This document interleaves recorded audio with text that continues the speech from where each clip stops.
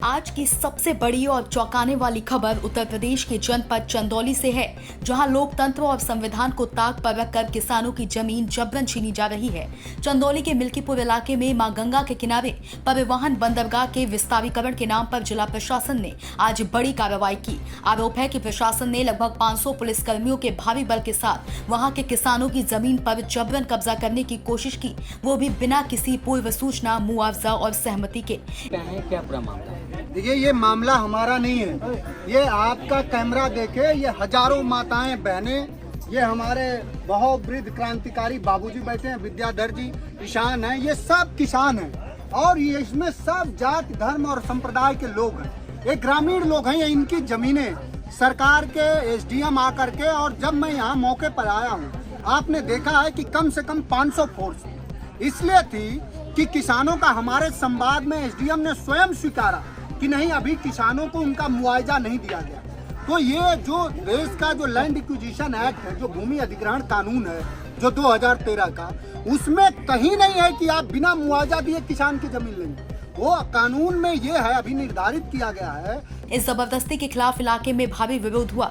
Samajwadi party के नेता मनोज काका मौके पर पहुंचे और किसानों के साथ खड़े हुए। उन्होंने प्रशासन से साफ सवाल किया कि किस अधिकार से बिना मुआवजा दिए किसानों की जमीन छीनी जा रही है। कि आप किसान की जमीन तभी लेंगे जब कम से कम मिनिमम उसकी प्री कंसेंट हो, उसकी स्वतंत्र सहमति हो 80%, तब आप जाके लेंगे। और जो बाजार मूल्य है उससे चौगुना की कीमत देंगे।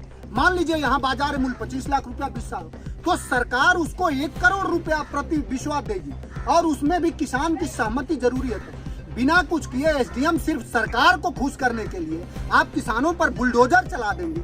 ये समाजवादी पार्टी और यहाँ के ये जो लोग हैं, ये होने नहीं देंगे। और मैं उसी लिए आया और एसडीएम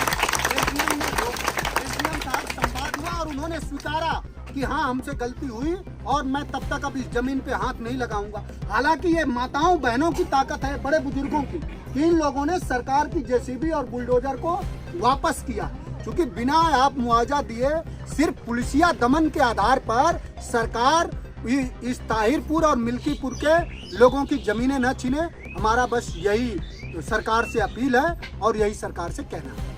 इन्होंने सर्वोच्च न्यायालय के फैसले का हवाला देते हुए कहा कि विद्या देवी बनाम हिमाचल प्रदेश मामले में कोर्ट ने साफ कहा है, किसी भी नागरिक से, विशेष रूप से किसान से उसकी जमीन बिना मुआवजा दिए लेना संविधान के अनुच्छेद 300A का उल्लंघन है। ये न सिर्फ गैर कानूनी है बल्कि अन्यायपूर्ण भी है। गौरतलब है कि इस मामले में न किसानों की सहमति ली गई, न उन्हें कोई भी नोटिस मिला और न ही मुआवजे की बात की गई। स्थानीय लोग प्रशासन की इस कार्रवाई से डरे और गुस्से में है। प्रशासन की इस जबरदस्ती ने सवाल खड़े कर दिए हैं। क्या सरकार विकास के नाम पर किसानों के अधिकारों को कुचल सकती है?